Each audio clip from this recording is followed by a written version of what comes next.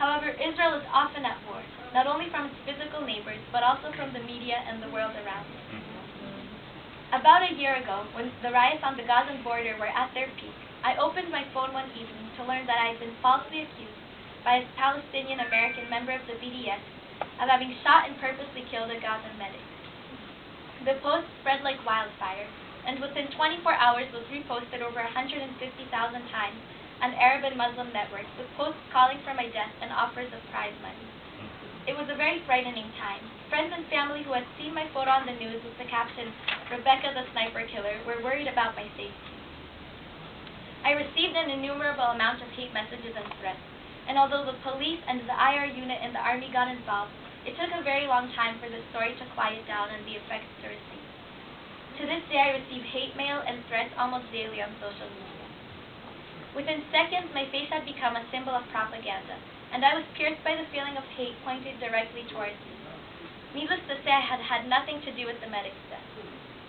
When this story was circulated, I was on my way to a humanitarian aid project in Greece to teach English to refugees, many of whom Arab, and many of whom had seen and shared the story.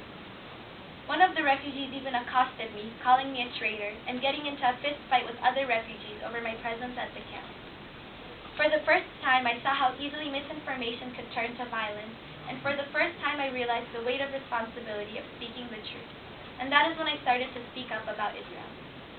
Although I don't know why I became a target of the BDS, it has become my calling to advocate the truth about Israel. It feels like a natural continuation to my service, from defending Israel's physical borders to defending Israel on the international platform.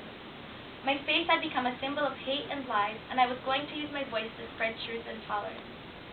Through reservists on duty, I traveled to U.S. campuses during Apartheid Week to counter BDS and anti-Semitic claims.